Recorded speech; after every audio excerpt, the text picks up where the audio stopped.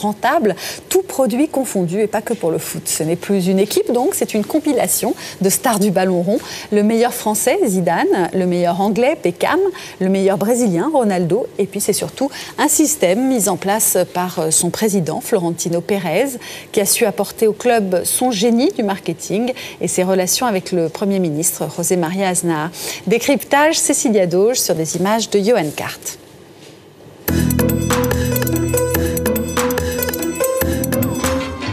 Bienvenue à Madrid, capitale du foot business. Depuis 4 ans, le Real Madrid s'est fixé un objectif, effacer 270 millions d'euros de dette.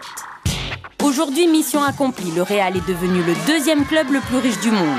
La recette, un casting de rêve, Zidane, Beckham, Ronaldo, plus qu'une équipe de foot, un club de stars. Une image fabuleuse, 15 millions de supporters en Espagne, 70 millions dans le monde. Le Real, une machine à vendre du rêve.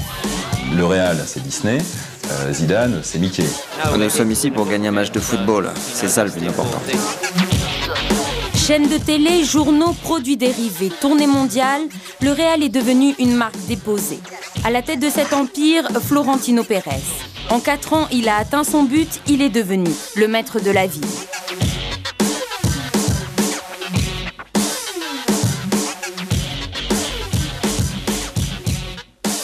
Stade d'entraînement à 30 km de Madrid, cette pelouse n'est foulée que par des...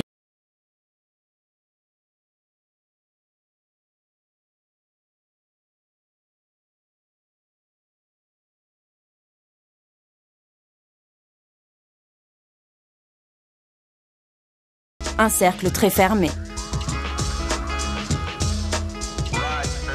C'est du spectacle sportif. Le Real Madrid est aujourd'hui une grande manufacture de spectacles au même titre qu'Hollywood ou Walt Disney. Eux-mêmes se comparent à Walt Disney ou Hollywood. Quand Hollywood fait un film avec... il prend une grande star comme Tom Cruise. Le Real Madrid fait un match, il y a Beckham, il y a Zidane, il y a Raoul, il y a Figo. Et c'est pour ça que ça marche. Et c'est pour ça que ça marche, parce qu'en plus, ils gagnent des titres. Le Real est le club le plus titré du monde. 9 fois champion d'Europe, 29 fois champion d'Espagne, un palmarès inégalé. Alors, pour assurer la tranquillité de leurs vedettes, on ne lésine pas sur les moyens. Les joueurs sont placés sous haute surveillance. Ici, même pour un simple entraînement, les tribunes sont combles. Ce sont les meilleurs, Nous sommes venus d'abord au musée du Prado et au musée de l'Escorial avant de venir ici voir le Real Madrid. Tu sais pourquoi on aime Beckham? Parce qu'il a le numéro 23. 23, comme moi. C'est vrai qu'ici, les joueurs de football font fantasmer les filles. Depuis 2 ans, les femmes se prennent au jeu. Elles n'hésitent plus à se rendre au centre d'entraînement ou au stade pour voir transpirer leurs idoles, même de loin. Rien ne semble décourager les fans. L'engouement des groupies frôle parfois l'hystérie. Le service d'ordre est renforcé et ici, il n'est pas question de circuler sans être badgé. Il faut dire qu'en 4 ans, tout a changé au Real.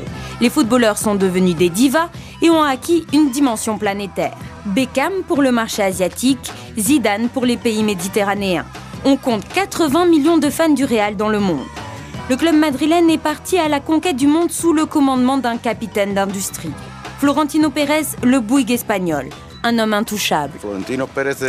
Florentino Pérez est un ingénieur des ponts et chaussées. C'est un madrilène, madridiste depuis l'enfance, car son père, tout petit, l'emmenait voir des matchs avec les officiels. C'est un homme qui a réussi dans la vie, qui s'est converti en grand directeur d'une entreprise de bâtiment, qui est la première aujourd'hui en Espagne. Et c'est lui, le grand patron du Real de Madrid. Pour gérer son club, Florentino Pérez, le roi des bâtisseurs, s'est entouré d'une garde rapprochée. José Ángel Sánchez est l'homme du président. C'est lui qui a mis en place la stratégie marketing. Depuis, la marque Real s'envole. Première décision de Florentino Pérez, recruter un super homme du marketing, José Ángel Sánchez, qui était directeur marketing de Sega Espagne, qui fait un plan marketing extraordinaire pour vendre des maillots, de l'image du Real Madrid dans le monde entier. Más dinero, toujours plus d'argent, c'est la nouvelle devise du club. Dans les boutiques, on trouve de tout, t-shirts, maillots, tout se vend, du caleçon au parapluie, en passant par les parfums. Même des cintres estampillés Real. C'est pas mon équipe. Et c'est trop cher. Un t-shirt de Zidane vendu et c'est 77 € dans les caisses. Les recettes marketing du club ont presque triplé en 3 ans et devraient atteindre 80 millions d'euros, soit un tiers du chiffre d'affaires du Real. Les chiffres donnent le vertige. Les caisses enregistreuses. Vous voyez où sont les caisses? Ici, ici et là, vous n'avez pas le droit de filmer. Pas question de filmer le tiroir caisse, c'est bien connu, on ne parle pas argent dans les contes de fées. Mais les maillots rapportent 10 millions d'euros par an. Celui de Beckham est un best-seller vendu à 800 000 exemplaires. Mais pour vendre des maillots, il faut d'abord marquer des buts. C'est l'autre devise de Florentino Pérez et de Manuel Redondo, le bras droit du président. Cet homme est son directeur de cabinet, un homme de l'ombre expert dans la langue de bois. Le marketing n'est qu'un moyen. Nous sommes un club de football et cela reste évidemment notre vocation. Il n'y a pas une exploitation excessive du marketing. Il y a juste une exploitation du marketing au service du football. Un bon marketing passe d'abord par un bon casting. Pour se faire élire président du club, Florentino Pérez avait promis des stars, pari tenu. Pérez peut espérer obtenir un second mandat. C'est sûr que c'est un personnage. Florentino Pérez, il est arrivé il y a 4 ans maintenant à la tête du Real Madrid, élu par les socios, parce que c'est ça le mode de fonctionnement en Espagne. Et il avait promis lors de sa campagne électorale, je vous amènerai une star par an. Et en plus, je vous amènerai des victoires. Le Real va se refaire un palmarès après une période un petit peu creuse. Avec moi, avec les stars que je vais vous amener, le Real va se refaire un palmarès.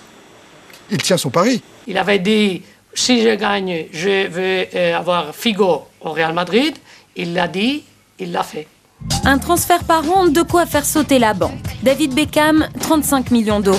Luis Figo, 63 millions d'euros. Zinedine Zidane, 73 millions d'euros. Ronaldo, 50 millions d'euros. Des joueurs qu'il faut vite rentabiliser. Nous sommes un peu des intégristes de ce principe.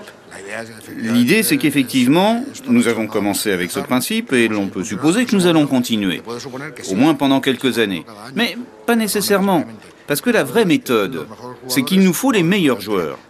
Quand un bon joueur intéresse le Real de Madrid, il nous le faut. C'est simple. Quand une méthode est bonne, pas question d'en changer. En tête de liste des joueurs convoités se trouve le Français Thierry Henry. Ces joueurs ne sont plus seulement recrutés, aussi bien sûr, c'est tous des très grands joueurs, mais ne sont plus seulement recrutés pour leur qualité sportive. Ils sont recrutés pour leur qualité, entre guillemets, commerciale, leur capacité à vendre, et à vendre dans différentes régions du monde. Voilà. Donc il est important pour le Real de recruter des joueurs qui leur permettent d'ouvrir certains territoires. On a beaucoup parlé de l'Asie avec Beckham, on peut parler de la France, qui est important pour l'Espagne avec Zidane et aussi de l'Afrique du Nord, de l'Amérique du Sud avec Ronaldo, donc de leur ouvrir certains territoires où ils sont pour l'instant peu présents et donc où ils ont vraiment du business à faire, du business à développer. Au Real, le business n'est jamais très loin du football. Nous sommes dans les locaux d'un des plus grands quotidiens sportifs espagnols. Pour eux, Pérez veut créer d'ici à 4 ans un pôle multimédia à la gloire du Real, présent aux 4 coins du monde. D'où l'importance de disposer d'ambassadeurs de taille. Beckham, Zidane, Ronaldo, une affiche digne d'une production internationale. Ils ont de grands projets. Ils ont déjà une chaîne de télévision avec 50 000 abonnés. Un nombre qui pourrait être multiplié par 3 si cette télévision pouvait émettre en Amérique du Sud, en Amérique centrale ou en Asie, partout où il y a une attraction importante pour tous ceux qui touchent au Real de Madrid. Il faut savoir que la télévision du Real Madrid est même diffusée en Arabie Saoudite, par exemple, ou au Mexique. C'est-à-dire que tout le Real Madrid est vendu dans le monde entier parce qu'il a un public potentiel, des clients potentiels, 70 millions dans le monde. De nombreux pays sont donc prêts à débourser beaucoup d'argent pour avoir l'exclusivité de retransmettre les matchs du club. Canal Satellite verse 400 millions d'euros pour les droits des matchs de la Ligue et de la Coupe d'Espagne sur 5 ans. Avec un tel pactole, Pérez peut tranquillement continuer à accueillir une nouvelle star par an. Le Real Madrid voudrait créer d'ici à 5 ans une grande machine de communication avec ses propres émissions de radio, sa chaîne de télévision qui comprendrait des journaux, des revues à tirage international. Pas comme aujourd'hui où leur journal n'est distribué qu'aux adhérents. En fait, il y a un grand projet qui permettra de faire du Real Madrid la marque commerciale du sport dans le monde. Pour être associé à cet emblème, les sponsors se bousculent au portillon. Équipementiers, constructeurs automobiles, boissons gazeuses, les heureux élus versent des sommes colossales, environ 20 millions d'euros par an. En contrepartie de leur salaire, les joueurs se transforment alors en hommes sandwich. Plus la marque est visible et plus le ticket d'entrée est élevé. Pour être sur le maillot des joueurs, une marque allemande a même dû s'acquitter de 12 millions d'euros par an. Autre jackpot pour le club, les joueurs lui cèdent en partie leur droit à l'image. On a parlé tout à l'heure du modèle Disney. Il y a une grande, on va dire un peu pour être provocateur, que si le Real c'est Disney, Zidane c'est Mickey, avec tout le respect qu'on lui doit, c'est un grand joueur, un personnage éminemment sympathique. Sauf qu'il y a une grosse différence entre Zidane et Mickey, c'est que Zidane n'est pas la créature du Real. Mais il y ressemble, non ? Non, c'est pas la créature du Real, c'est-à-dire qu'il a un droit personnel à l'exploitation de sa propre image, ce qui n'est pas le cas de Mickey. Donc ça implique, avant qu'il y ait une négociation juridique avec des contrats qui font des centaines de pages, pour dire, voilà, moi Real, j'aurai le droit de vendre ton image à toi Zidane dans tel secteur d'activité. Toi, tu gardes tel secteur d'activité. Ils sont un peu répartis le monde. L'appétit de Florentino Pérez est insatiable. Les meilleurs joueurs du Real doivent abandonner plus de la moitié de leurs droits au club. Dès qu'un joueur vedette signe un contrat, le Real prend sa quote-part. Un pactole de 150 millions d'euros atterrit donc chaque année dans les caisses du Real. Roberto Queiroz, l'entraîneur, doit composer avec ses sportifs devenus des hommes d'affaires. Des joueurs comme Zidane, Beckham, Figo sont à gérer quasiment comme une industrie. Des petites industries au sein du Real Madrid. Mais ils sont très conscients de leurs obligations. Ils ont beaucoup d'honneur, l'orgueil de bien faire et de produire des résultats pour le Real Madrid. Et aussi, au final, ce qu'il y a de plus important, c'est que ce sont de grands professionnels et ils demandent de l'attention. Nous sommes là pour apporter un équilibre entre les obligations des individualités et les choix qui nous semblent importants pour le Real Madrid. Des grands professionnels qu'il faut donc choyer, protéger. Le moindre grain de sable, la moindre blessure, et c'est toute la machine qui peut se gripper. Alors, rien n'est trop beau pour ces étoiles qui scintillent tels des diamants. Nous avons été très bons, donc nous ne méritions pas de perdre le match. Mais vous êtes là pour faire le show avant tout. Vous êtes là pour faire le show ? Non, nous sommes là pour gagner un match de football et c'est ça le plus important. Celui que les journaux People surnomment Bex est la dernière recrue de choix. À son arrivée au Real l'an dernier, la presse titrée « Beckham vient pour faire vendre des maillots ». Une méfiance bien vite oubliée. Question spectacle avec Beckham, le public est servi. Look soigné, coupe de cheveux très travaillée.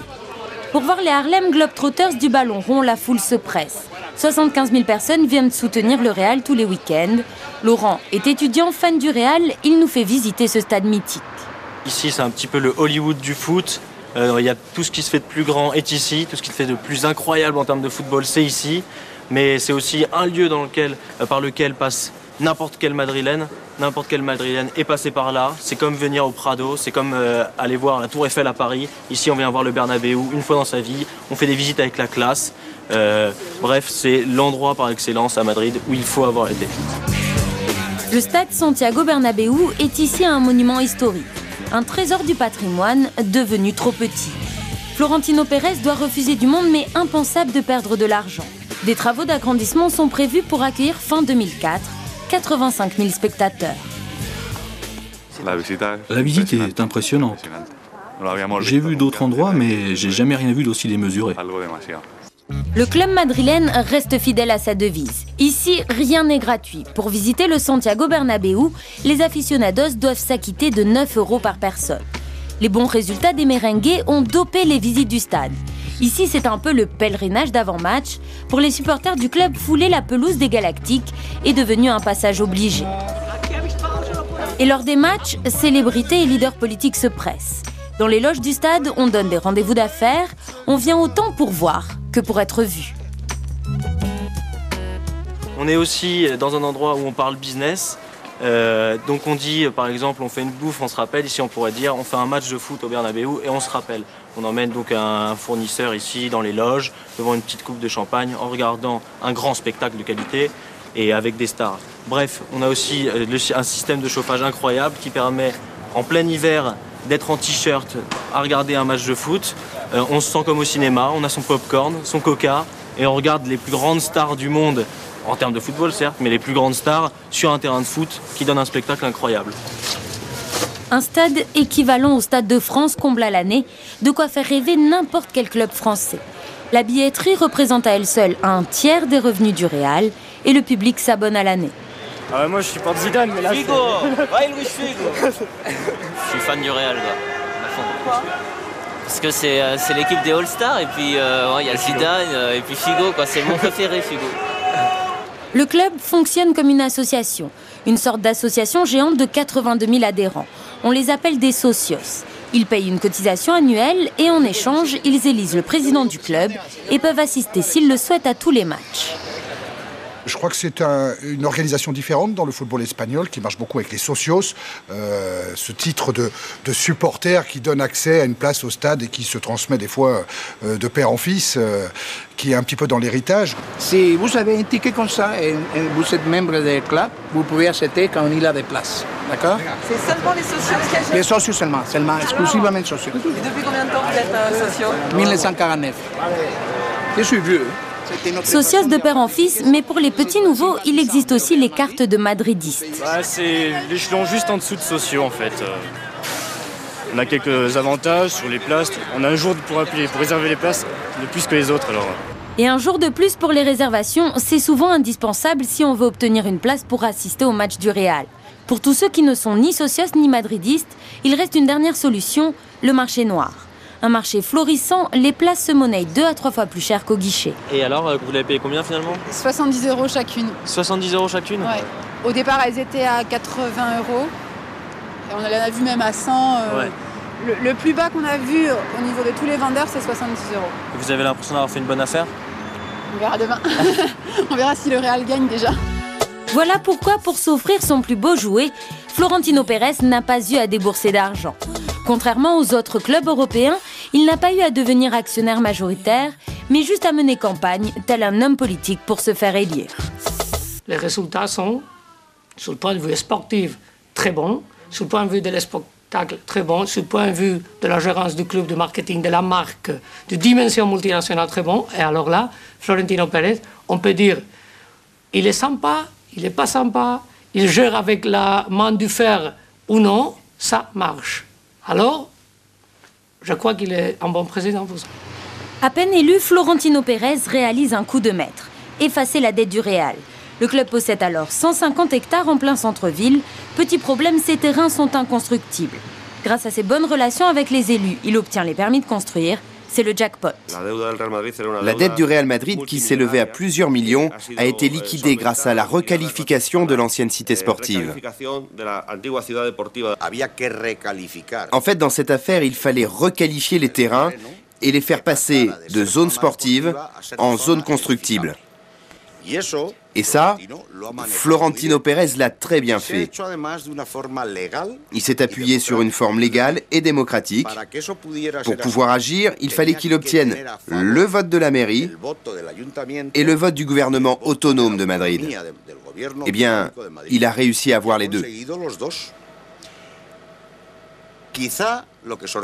Ce qui peut surprendre, c'est que tout s'est passé très vite. Parce que ce genre de problème, dans la plupart des cas, aurait dû prendre beaucoup plus de temps. Et lui, Florentino, il l'a résolu en un temps record, en moins d'1 an. Grâce à cette requalification miraculeuse, l'ancienne cité sportive va être transformée en bureaux et logements de luxe. Le Real a-t-il bénéficié de passe-droit? Certains opposants de Florentino Pérez lui reprochent des appuis politiques, un peu trop voyants. C'est vrai que ça peut choquer, quelque part, qu'un club privé bénéficie de ce petit coup de pouce de la ville de Madrid. Mais quelque part, les retombées économiques sur la ville de Madrid, grâce à l'image du Real Madrid dans le monde, coûte beaucoup plus, ça rapporte beaucoup plus d'argent à la ville de Madrid que les 3 milliards de francs qu'a gagné le club grâce à ça. C'est vrai que le Real Madrid est connu dans le monde, la ville de Madrid est connue dans le monde entier par le Prado, par le Guernica, le tableau de Picasso qui est au Reina Sofia, mais surtout par le Real Madrid. Les méthodes de gestion de Florentino Pérez font aussi grincer des dents les patrons des autres championnats européens. En France, le Real Madrid n'aurait jamais pu se maintenir en première division avec des comptes dans le rouge. Il aurait été rétrogradé en seconde division. On en a marre d'être les bons élèves de l'Europe. En France, on a un contrôle de gestion des clubs qui est extrêmement sévère, extrêmement serré, fait par un organisme indépendant qui comporte des experts comptables, qui sont tout à fait autonomes par rapport à la Ligue et qui contrôlent les clubs au moins 2 fois par an, qui passent les comptes des clubs au peigne fin avec des sanctions très lourdes à la clé qui vont jusqu'à la rétrogradation en division inférieure, alors que ceci n'existe pas chez nos concurrents, italiens, anglais, espagnols, qui font à peu près n'importe quoi sur le plan financier. Mais une harmonisation européenne n'est pas pour demain. Il faut dire que le Real de Madrid est soutenu par le roi d'Espagne, en personne. Et c'est vrai, quand même, que le Real, c'est le club du roi. Ça, il n'y a pas de doute là-dessus. On l'a vu il y a quelques années, quand le Real Madrid accusait une dette colossale, du jour au lendemain, tout d'un coup, cette dette, pchit, comme dirait l'autre, elle a disparu complètement. Et, elle a été effacée par une signature royale, cette dette-là. Donc oui, ça, ce sont des méthodes contestables, et en tout cas contestées par les autres clubs du championnat espagnol. Les soirs de match, la ville vit au rythme du Real. Ce cortège n'est pas réservé à l'accueil d'un chef d'État. Il escorte le bus des joueurs madrilènes, des footballeurs stars, adulés comme de véritables dieux du stade. Des joueurs devenus intouchables, au-dessus des lois. Certaines équipes accusent en tout cas à demi-mot le Real de bénéficier de la clémence des arbitres. Bref, de gagner sur décret. Dimanche 15 février, rencontre au sommet contre Valence. Un pénalty providentiel sauve le Real et déclenche la polémique. Et à la 90e minute, pénalty. Une faute dans la surface de réparation. Ça a été une vraie chance pour nous. Le pénalty litigieux accordé au Real dans les arrêts de jeu face à Valence ne fait pas l'unanimité. Simple erreur d'arbitrage, complaisance, les critiques fusent. Certains évoquent même le soutien un peu trop voyant apporté par le Premier ministre espagnol au Real. On parle de hold-up. Non, ce n'était pas un hold-up. Nous ne méritions pas de perdre le jeu. Je pense qu'il y aura des déçus à cause de ce penalty. Mais nous ne méritions pas de perdre. Les joueurs de Valence semblent résignés. Le constat est clair, même dominé, le Real ne semble ne plus pouvoir perdre à domicile. C'est la loi du football. Même quand tu mérites de gagner, tu perds. Mais qu'on ne leur parle plus des Galactiques. Galactique, c'est une sale invention de la presse. Ça ne vient pas des joueurs. Moi, je m'en fous des Galactiques. C'est un mot inventé à Madrid. Loin de la polémique, les 5 meilleurs joueurs du monde semblent sûrs de leur force. Florentino Pérez compte sur eux cette année pour remporter le Grand Chelem, Coupe du Roi, Coupe de la Ligue et Ligue des Champions. Guti est un jeune joueur de talent dans l'antichambre de la Dream Team. Ici, son avenir s'annoncera dur. J'aime le Real Madrid. C'est une grande équipe, l'équipe dans laquelle j'ai joué toute ma vie. Et je suis très content de continuer ici. Il faut dire qu'au Real, les joueurs sont très bien payés. Oui, le salaire des Galacticos est pour gérer les égos le même pour tous. Donc c'est des 6 millions d'euros net d'impôts. Mais pour un joueur comme Zidane, ces 6 millions d'euros représentent aujourd'hui moins de la moitié de ses revenus, qui tournent aux alentours de 14 millions d'euros annuels. Et le reste, bien évidemment, c'est la rétrocession des royalties sur les contrats certainement négociés par le Real, mais aussi sur ses contrats personnels.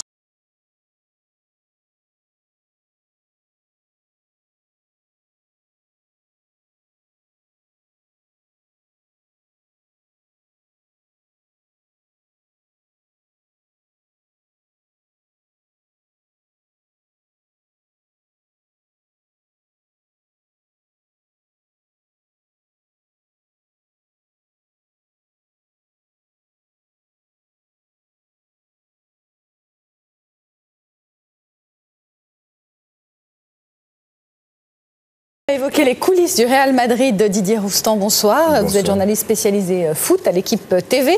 Didier Topin, bonsoir. Vous êtes président d'un cabinet conseil et vous avez parmi vos clients beaucoup de clubs de foot, donc vous connaissez bien la question. Alors, vos commentaires sur le reportage?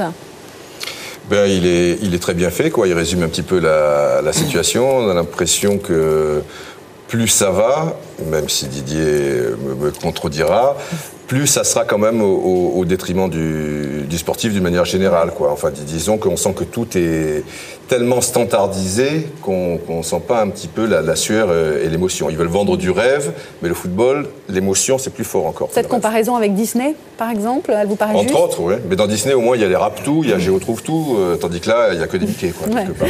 Que des Mickey. Sauf que ça marche moins bien Disney aujourd'hui, en plus. Vrai. Didier Topin, vos réactions sur ce qui a été dit dans ce reportage? Je crois qu'il montre bien l'originalité du projet Real de Madrid, qui est très original par rapport à ce qui se fait. C'est le seul club comme ça dans le monde?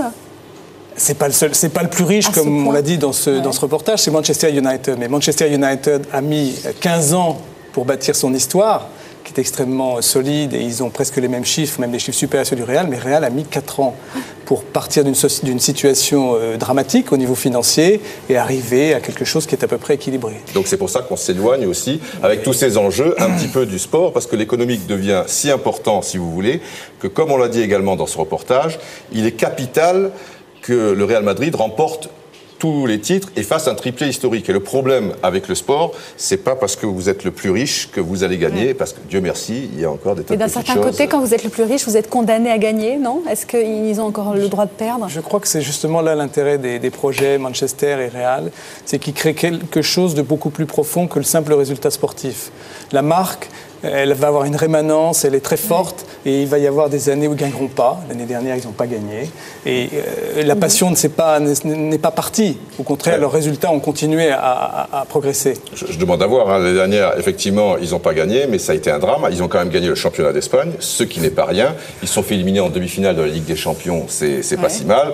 Résultat, il y en a un qui a payé. Alors évidemment, le plus vulnérable, c'est l'entraîneur, parce que lui aussi, il n'était pas assez charismatique, quoi. Didier Topin, pour comparer avec un club français, alors les chiffres, parce qu'on a entendu beaucoup de chiffres dans ce reportage, le chiffre d'affaires du Real, par exemple, par rapport à un club français. Le chiffre d'affaires du Real, c'est à peu près 200 millions d'euros pour l'année qui s'est terminée en juin 2003. Et là, ils prévoient de faire 240 millions pour l'année en cours.